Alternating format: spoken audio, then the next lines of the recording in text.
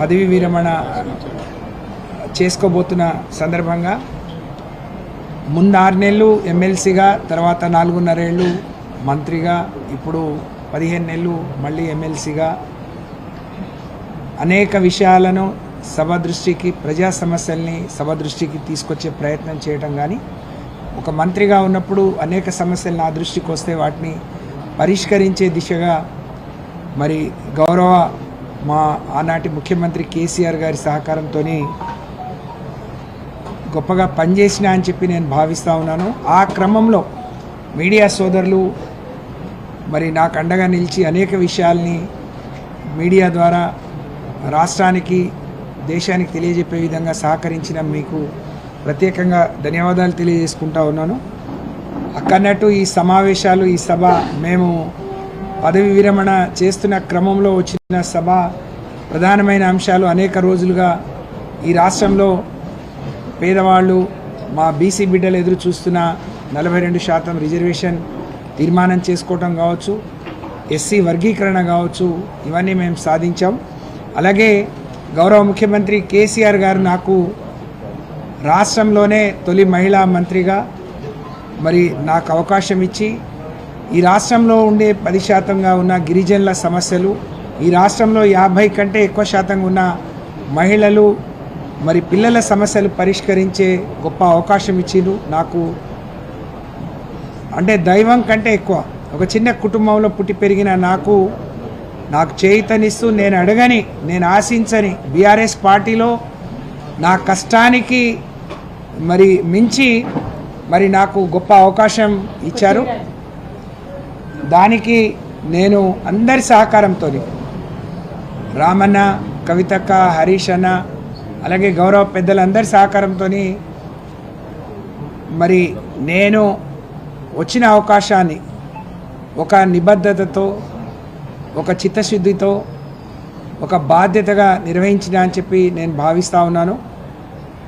అలాగే గిరిజనులకు సంబంధించి కేసీఆర్ గారి పాలన ఒక సువర్ణ యుగంలాగా ఉండేది మహిళలకు సంబంధించి. ఎందుకంటే మీకు తెలుసు, ఒకప్పుడు 200 ఉన్న పెన్షన్ ఒక అవ్వకు, ఒక పెద్ద మనిషికి, ఒక ఒంటరి మహిళకు, ఒక మరి వితంతువుకు 2000 పెరగడం, లేకపోతే ఒక ఆడబిడ్డకు కళ్యాణ లక్ష్మి లాంటి పథకం రావడం, ఈ రాష్ట్రంలో ఉండే గర్భిణీలకు కొన్ని రాష్ట్రాలతో, కేరళ, తమిళనాడు తర్వాత తెలంగాణలో కడుపు నిండా అన్నం పెట్టాలనే ఆలోచన రావడం, ఇలా మరి అనేక కార్యక్రమాలకు మహిళలకు చేయూతనిచ్చే విధంగా, ఊతమిచ్చే విధంగా, వాళ్లను మరి గౌరవించుకునే విధంగా కార్యక్రమాలకు అప్పుడే శ్రీకారం చుట్టడం.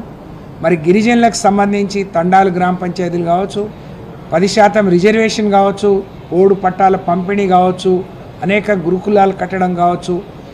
నిజంగా నా అనుభవాలు చెప్తే, నిన్న సభలో నేను మాట్లాడిన తర్వాత పెద్దలు చాలామంది మీరు ఇంత గొప్పగా చెప్పారు. ఒక తెలిసి తెలియని 18 ఏళ్ల వయసులో రాజకీయాల్లోకి వచ్చిన నేను మరి ఈరోజు 55 ఏళ్లకు సర్పంచ్గా, జెడ్పీటీసీగా, ఎమ్మెల్యేగా, ఎమ్మెల్సీగా, మంత్రిగా అనేక నా కుటుంబ నేపథ్యానికి, నా పరిస్థితులకు ఏమాత్రం సంబంధం లేకుండా ఎక్కడో ఆగిపోవాల్సిన ప్రయాణం కేసీఆర్ గారు చేయూతనిస్తే ఇవాళ రాష్ట్ర చరిత్రలో, తెలంగాణ చరిత్రలో ఒక పేజీ నాకంటూ ఉండే విధంగా నాకు అద్భుతమైన అవకాశం ఇచ్చిన కేసీఆర్ గారికి ధన్యవాదాలు తెలియజేస్తూ, మాకు అవకాశం వచ్చినప్పుడేమో మాకు ఏదైనా గిరిజన సంక్షేమానికి, మహిళా సంక్షేమానికి కేటాయిస్తే దాన్ని డబుల్గా ఖర్చు పెట్టేవాళ్ళం. ఇక్కడ అన్న మంత్రిగా పనిచేశారు, వారు స్పీకర్గా పనిచేశారు. ఎందుకంటే కేసీఆర్ గారు తెలంగాణ సాధించిన తర్వాత ఎస్సీ ఎస్టీలకు సప్లాన్ తీసుకొచ్చి అందులో కేటాయించిన నిధులు ఏదైనా కారణంతో కొంత ఖర్చు కాకపోతే దాన్ని క్యారీ ఫార్వర్డ్ చేస్తూ ఖర్చు పెట్టేవాళ్ళు. కానీ దురదృష్టం ఏంటి అంటే దళితులకు, గిరిజనులకు, మహిళలకు ఎక్కువ మాయ మాటలు చెప్పి మరి అధికారంలోకి వచ్చిన కాంగ్రెస్ ప్రభుత్వం 2024-25లో పెట్టిన బడ్జెట్లో కనీసం 30% కూడా ఈ దళిత, గిరిజనుల కోసం, మహిళల కోసం ఖర్చు పెట్టిన దాంట్లో మరి ఉదాహరణకు చెప్తాను. గిరిజన సంక్షేమానికి 17,000 కోట్లు మరి పోయిన సంవత్సరం పెడితే బడ్జెట్లో పెట్టుకుంటే ఖర్చు చేసింది కేవలం 6,000 కోట్లు మాత్రమే. 11,000 పైచిలకు కోట్లను మిగిలించుకున్నారు. మళ్ళీ ఇప్పుడు కూడా 17,000 పెట్టారు. అంటే వాళ్లకు చెప్పిన ఒక్క హామీ నెరవేరలేదు. 23, 24 బడ్జెట్లో పెట్టిన మేమిచ్చిన మరి అనేక అనుమతులకు కూడా బిల్లులు ఇవ్వకుండా, అనుమతులు ఇవ్వకుండా ఆపేయడం నిజంగా చాలా దుర్మార్గం. నిన్న మేము అవకాశం వస్తే నిన్న క్లారిఫికేషన్లో కూడా అడిగాం. మీరు చాలా పెద్ద పెద్ద పేర్లు పెడుతున్నారు. ఎప్పుడో ఉన్న గిరి వికాసాన్ని ఇందిరా జలప్రభ అని పెట్టారు. అంటే పేర్లు మార్చడంలో నిజంగా పేర్లు మార్చడం మీద ఉన్న శ్రద్ధ పనిచేయడంలో వాళ్ళ లేకుండా పోవడం, తెలంగాణ స్థితిగతులు మార్చడం కాదు, నిజంగా వాళ్ళ బుద్ధులు మార్చుకొని ఇప్పటికైనా ఖర్చు పెట్టింది న్యాయంగా రావాల్సిన ఎవరైతే టార్గెటెడ్ గ్రూప్స్ ఉన్నాయో వాళ్ళకు వచ్చే విధంగా కృషి చేయాలని చెప్పి నిన్న కూడా అడిగాం. కాబట్టి ఏం మాట్లాడినా మరి గత ప్రభుత్వాన్ని నిందించడం, కేసీఆర్ గారిని నిందించడమే పనిగా పెట్టుకున్నారు తప్ప పరిపాలన మీద పట్టు లేదు, ఒక టీం వర్క్ లేదు, ఒక సమన్వయం లేదు. ఒక మంత్రి ఏం మాట్లాడతాడో, ముఖ్యమంత్రి ఏం మాట్లాడతాడో ఎవరికి అర్థం కాకుండా అయోమయంలో పడేసే పరిస్థితి నిజంగా ఈ రాష్ట్రానికి రావడం నిజంగా చాలా దారుణం. ఏ లక్ష్యంతోనైతే ఈ రాష్ట్రాన్ని సాధించుకున్నారో ఆ రోజు చావు నోట్లో తలపెట్టి కేసీఆర్ గారు తెలంగాణ కోసం కొట్లాడి తీసుకొస్తే 10 ఏళ్ళు బ్రహ్మాండంగా అక్కన్నట్టు ఈ దేశంలో అగ్రగామిగా నిలబడ్డ ఈ రాష్ట్రం పురోగమన వైపు పయనిస్తుంది.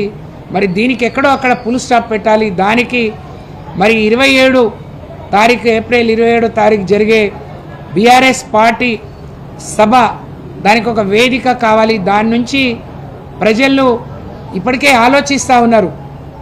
మరి చిన్న పొరపాటు జరిగిపోయింది, ఏ విధంగా సరిదిద్దుకోవాలి, ఇంకేదైనా మధ్యలో అవకాశం ఉంటుందా అని ఎదురు చూస్తున్నారు. వాళ్ళందరికీ రేపటి బీఆర్ఎస్ పార్టీ శ్రేణులకు, ఈ రాష్ట్రంలో ఉండే ప్రజలకు 27వ తారీఖు జరగబోయే సభ వాళ్ళకు ధైర్యాన్ని, నమ్మకాన్ని తిరిగి కల్పిస్తుందనే దాంట్లో ఎలాంటి సందేహం లేదు. ఇవాళ మేము మరి ఇక్కడ ఎమ్మెల్సీలుగా రిటైర్ అవుతున్నాం. పుట్టినప్పటి నుంచి తెలిసి తెలియని వయసులో రాజకీయాల్లోకి వచ్చినాం. ఆ రోజు నుంచి ప్రజలతో అనుబంధం ఉంది. కష్టపడి అనేక ఒడిదొడుగులు ఎదుర్కొని ఇక్కడికి వరకు వచ్చాం. తప్పకుండా మా కంఠంలో ప్రాణం ఉన్నంత వరకు నేను ఇవాళ ఎమ్మెల్సీగా, మాజీ మంత్రిగా ఇక్కడి నుంచి రిటైర్ అవుతున్నాను అంటే అనేక దశల్లో మరి నాకు అన్ని స్థాయిలో అండగా నిలబడ్డ మా ప్రజలు మరి తప్పకుండా నేను ఇక్కడికి రావడానికి కారకులు. నాకు ఆ రోజు చేయుతనిచ్చిన స్వర్గీయ ఎన్టీఆర్ గారు కావచ్చు, చంద్రబాబు నాయుడు గారు కావచ్చు, నాకు చేయుతనిచ్చి మరి నిజంగా నేను ఆశించిన దానికంటే మరి ఎక్కువ నాకు ప్రోత్సహించి నా జాతికి చేసుకుని నాకు తెలంగాణ చరిత్రలో ఒక పేజీ ఉండే విధంగా అవకాశం కల్పించిన మాన్యులు మా నాయకులు కేసీఆర్ గారికి సదా నేను కృతజ్ఞతలు తెలియజేసుకుంటూ, తప్పకుండా ఆ ప్రజలతోనే నా జీవితం మరి కడవరకు వాళ్ళతో ఉండే విధంగా నా రాజకీయ భవిష్యత్తు ఉంటుంది అని చెప్పి మీ అందరికి కూడా తెలియజేస్తూ, ఇన్ని రోజులు సహకరించిన మా సోదరులందరికీ మనస్ఫూర్తిగా నేను 2 చేతులు జోడించి ధన్యవాదాలు